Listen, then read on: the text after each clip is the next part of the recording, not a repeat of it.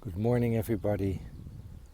I'm sitting here in front of Mont Saint Michel in France, um, the mountain of Saint Michael. And it's a beautiful morning. It was very misty this morning, but now it's clearing up and the sun is coming. And we took some time first to tune into this place.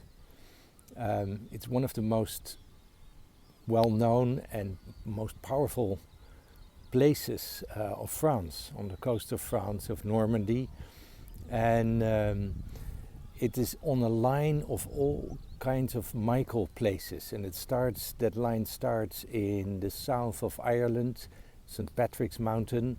Then it goes along the coast of England, St. Michael's Mount, and then it comes here, Mont Saint Michel, and then it goes all the way down through Europe, through a very important Michael mountain. I think it's called Montangelo in the north of Italy. And then it goes all the way down through the Mediterranean, through Greece, Delphi. It's one of these places that's on the same line, and it ends on Mount Carmel in Israel. So that's a very important and very straight Michael line. Now Michael, as we know from the Bible, is the head of the angels in a way. He's the head of the army of light workers. So if you do light work or you do energetic work, it's always very good to ask protection or guidance from Archangel Michael. He's a very powerful light worker with his light sword, and he's kind of a warrior of the heart, where, for instance, Raphael is more healer, Gabriel is more the one who calls for the new to arrive. When Mary is pregnant, it's Gabriel who gives this announcement. But Michael is really the warrior.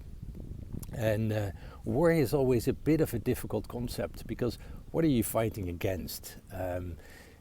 It's very easy to become a warrior of war, like we see at the moment in Ukraine, where people are fighting and killing each other and bombing cities. But that's not the kind of light warrior that Michael is.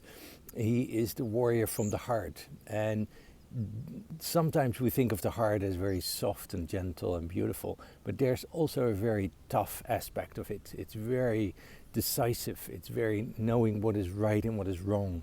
And can you really stay in the heart and encompass everybody? So that's, the story of Michael. There's a story here about this island that when the English had conquered most of Normandy, this island was still from the French. They held with a small band of soldiers, of warriors.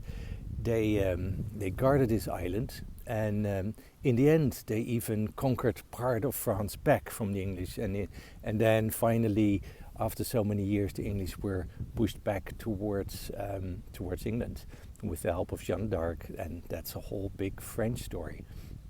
But here was this little village, this little mountain that still kept on fighting and defending their country. And it makes me think very much about this city in Ukraine, Mariupol, which is also on the sea, it's on the Black Sea. And still, after 50 days, there are people fighting to defend their country. They're now completely isolated by the Russian army that took all of the city, bombed the whole city.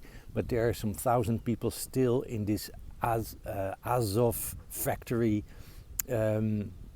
holding space there, which is very difficult. And that made me think what we can do, because of course we see the war on television, we look at it, we feel mostly powerless. At least that's what I feel when I look at the news. But we can do something, and I think that's where light work comes in, that's where Michael comes in. We can tune into Michael and ask him, what can we do? How can we use our energy?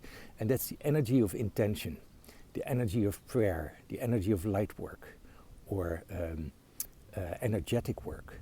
One of the things I do regularly is I go not physically to these places, but I go energetically to Kiev or to Mariupol, and I'm gonna stand there and say, oh, it's not so good to start fighting the other because they don't know probably what they're doing. I heard stories about soldiers who came to Mariupol and told the people there, we are here to liberate you. And the woman says, well, you're destroying our lives basically, or destroying our homes and our town. That's not liberation, that's conquering and destruction. So my guess is that these Russian young men are just puppets and don't know what they're doing. So it's not good to, if you do light work, to put it against somebody else, but you can defend it, and you put a light sword there and say, ho, thou shalt not pass, to help the people or to encourage them, to talk to them, even if they're there underground in that factory. Help them and calm them down and say that you're with them. I have experienced that that's much more powerful than we think. That we put with our thoughts, with our minds, we can do a lot. We can put a protective shield around the city or around the people there. It's what I'd done from the beginning of the war. I knew there was a statue of Saint Michael in Kiev.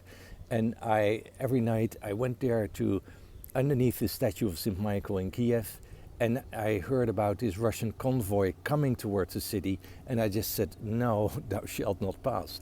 Now, as I said before in the movie, you never know if that is, if the result is there from your action or not, but it doesn't matter. That's only the ego that wants to see results. You just have to align yourself to the greater plan, to listen, what can I do, to pray, to ask for guidance. That's really important, because it's not so much from the ego that you can do this work, but to align yourself from the soul or from Christ consciousness, whatever you want to call it. Be an instrument of love. Be an instrument of a peaceful energy that reaches out to everybody's heart, to the Russians, to the Ukrainians, to the leaders, to everybody involved. It's not us against them. I think that's part of the old war. That's the war that we see, us against them. But the other war is a war for compassion, a war for inclusion, that we're all part of the same family on this planet, and that we don't start fighting each other, because we will ruin the whole thing in the end. And that's what we see in Ukraine. This masculine, this patriarchal war of us versus them ends up in this kind of destruction. Now there's another thing that I want to talk about this place, because when we tuned in, Anne and me, before we went here, I didn't feel the voice of Michael, but I felt a very soft feminine voice. And that voice, I will share the channeling that I got. That voice said, I am actually a place, a mountain for the goddess of the sea, the goddess of the ocean. Very different energy, but that goddess of the ocean has this deep wisdom of the sea, of the water.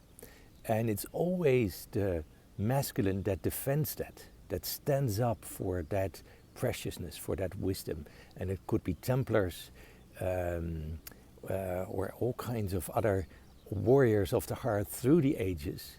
But I tuned into that voice of the goddess, and I want to do that again.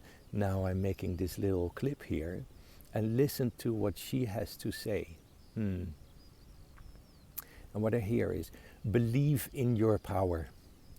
Believe that you can make a difference, even if you are an individual, and you sit at home, but you can make a great difference to the world stage by tuning your heart and your mind to the energy of light, to the energy of love. Just practice it every night at 8 o'clock for 10 minutes. Sit down, close your eyes, put on some nice music or put on a candle, and tune in to the spirit.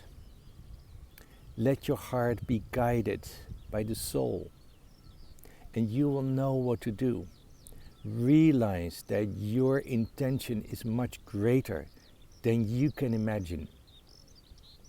You are powerful beyond imagination. Use that power. Become an instrument of light. Become who you are meant to be. A warrior of the heart. And as much as you give out, that much will be given to you. It's a two-way street. By giving, you will receive.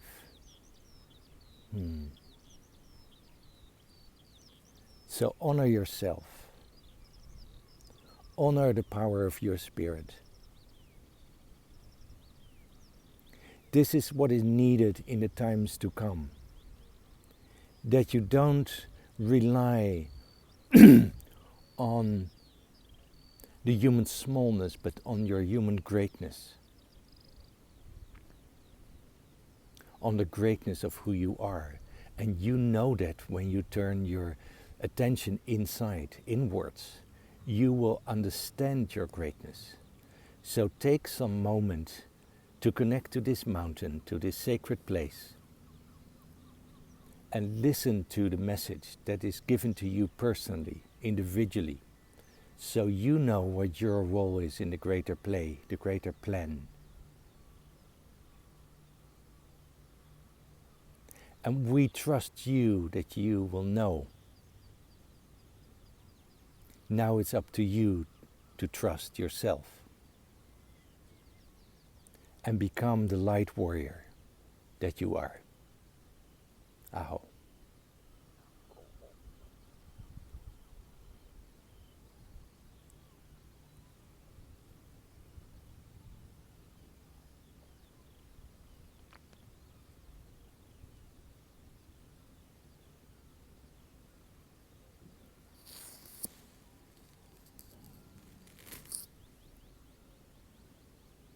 It's interesting, I see the water rising next to me.